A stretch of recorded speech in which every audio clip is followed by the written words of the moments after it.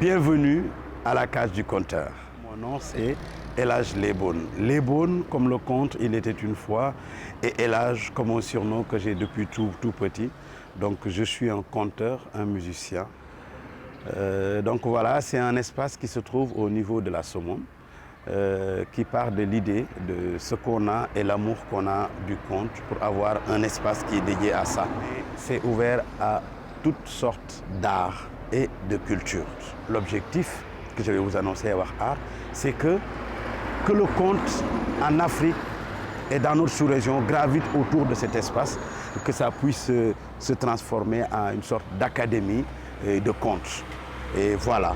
Alors là, on est dans la cage du conteur. Même si vous ne voyez pas une case, l'espace lui-même est une case. Donc, voilà, on va aller sur les mêmes thèmes. On a la bibliothèque, une salle dédiée à la lecture, aux livres, où par exemple les enfants et les adultes peuvent venir et s'inscrire et pouvoir avoir accès aux livres. Quelque chose qui est très difficile là où on est. Donc là, on a une bibliothèque. Après juste notre bibliothèque, on a ce qu'on appelle une salle polyvalente. La salle polyvalente, pourquoi c'est très important? Parce que cette salle-là, on peut y faire du cinéma, on peut faire des réunions, on peut faire des jeux, on peut danser, on peut même faire des petites fêtes dedans. C'est une salle qui est vraiment polyvalente, comme dit son nom.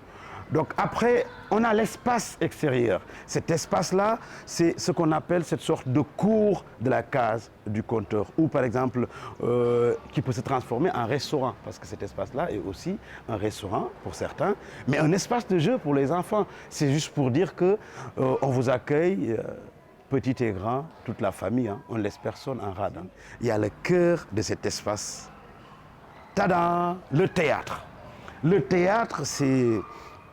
Moi, c'est mon espace préféré parce que quand on parle de cage, c'est l'espace qui symbolise la case. Le théâtre, attention, ça peut prendre 300 personnes, pas moins. Hein. Même 299, on ne prend pas 300 personnes. Donc voilà, là-bas, on peut faire du théâtre, tout ce qui est spectacle. Vous savez, le conte a une histoire. Le conte est ancré dans nos traditions. Traditionnellement, c'était un acteur social. Attention! À chaque fois, on assimile conteur et griot. Non, même si un griot peut être à la fois conteur et griot, mais le conteur a un autre rôle qui diffère du griot. Le griot, c'est le gardien du temple, celui qui connaît les lignées, qui connaît l'histoire d'une nation ou d'une famille ou d'une lignée. Mais le conteur était un acteur social qui, quand il y avait un problème dans ce village, les sages faisaient une réunion et sortaient une morale. Mais cette morale-là a été conçue et réfléchie et préparée par des adultes. Est-ce que tout le monde aura les mêmes égalités d'information? Là, on appelle le conteur, qui le dilue, qui va le mettre avec des animaux, qui va le mettre avec les enfants et utiliser une sorte de langage où, à la fin, les degrés d'information seront au même niveau chez le petit, c'est le grand, c'est celui qui est intelligent, celui qui l'est moins, c'est celui qui est très beau et celui qui ne l'est pas. Donc voilà l'objectif. Et je vous dis, le conte, son objectif était d'éduquer, d'informer, de prévenir et tout ça. Donc en fait, c'était une autre manière de parler avec tout le monde en y mettant un peu de sucre. Comme c'est une marinade, comme j'ai vu tout à l'heure, tout le monde doit faire et que ça soit bon. Donc le conte, c'est vraiment spécifique et dans notre tradition, c'était ça. C'est autour de ça qu'on éduquait parce qu'il n'y avait pas de centre de formation ni d'école. C'est autour de ça qu'on faisait tout. Même dans nos théâtres, traditionnellement, les théâtres étaient juste des transformations, des mises en scène du conte. Même la musique était juste une sorte de conte qu'on a chanté. Donc le conte était incontournable dans notre tradition. Le conteur était incontournable.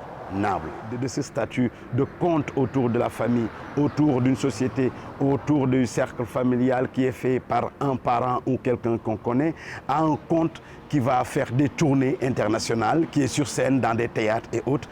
C'est tout simplement qu'on revient à la définition du conte, parce que le conte, c'est une sorte de monologue, comme j'ai dit, et c'est du théâtre. Et là, on a besoin d'un metteur en scène, on a besoin d'un dramaturge, on a besoin d'un scénographe. tout ce dont on a besoin pour faire un bon spectacle de théâtre. Donc je vous dis, c'est très important quand on veut passer de ce statut, de cette sorte de statut de conteur traditionnel ou sociétal à un conteur qui est un conteur professionnel, comme on dit maintenant, même si l'autre était professionnel aussi dans son domaine. Mais pour passer à ce stade-là, il faut vraiment s'imprégner, faire des recherches et aller vers les techniques modernes. Le conte peut parler de l'histoire du Sénégal, ou l'histoire de Ouattara peut-être. Mais dans ce cas-là, le conteur n'a pas le droit de déformer l'histoire. Pourquoi le conteur a une très grande responsabilité dans tout ce qui est histoire réelle. C'est ce qu'on appelle les épopées du Manding. Là, il faut respecter l'épopée du Manding. Mais quand on est libre aussi de faire de la fiction, de la création, dans ce cas-là, on est libre. Et quand on crée, c'est notre bébé, on a fait ce qu'on veut, mais tout en respectant les normes.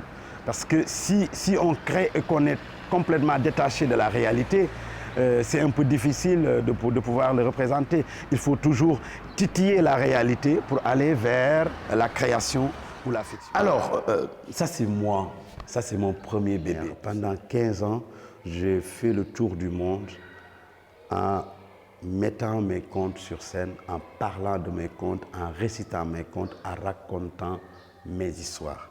Mais là, d'un coup, je sors un premier bébé, où par exemple, mes contes, je les pose sur papier, comme je l'ai dit, intitulé « Les contes de El Hadj Lebon ». Les contes de El Hadj Lebon, c'est vraiment un premier d'une longue série, on le souhaite, donc on est très optimiste, qui a été très bien fait et qui est très moderne. Parce que, moi je dis, le conteur doit raconter à son époque. Le conteur doit peindre son époque, à l'image de son époque. C'est pourquoi on ne quitte jamais la tradition et la culture, donc voilà. Mais on est moderne. On le met dans un livre qui est très bien fait, avec Saraba. Et venez avec moi, la surprise, on va faire comme dans les contes. Tada! Vous avez vu un peu? Ça c'est la modernité. On a un QR code à l'intérieur. Quand on le scanne, on entend El Hadj Lebon compter. Vous ne me croyez même pas. Je vous dis, essayez, vous allez voir. Prenez votre portable et vous faites clic. Et vous aurez mes contes avec de la musique et tout ce qu'il faut, parce qu'on avait une équipe extraordinaire avec un monsieur qui s'appelle Fred, que je fais un coucou vraiment, qui nous a aidés dans l'enregistrement des contes dans son studio. En tout cas, voilà les contes de El Hadj Lebon avec une illustratrice, donc voilà, Sophie Lehir, qui a fait un boulot, waouh, magnifique. Donc elle a juste mis mes idées, ce que j'ai pensé, ce que je n'ai pas encore pensé, ce que je dois penser dans quelques années, elle a tout fait. On ne peut pas avoir une sorte de carrière de conteur sans pour autant penser à l'avenir. Donc voilà, laisser quelque chose pour que ça puisse aider les jeunes qui viennent. Donc pour moi, c'est arrivé un bon moment et c'est très important pour moi et on espère multiplier ça pour donner plus de possibilités à cette génération qui va venir.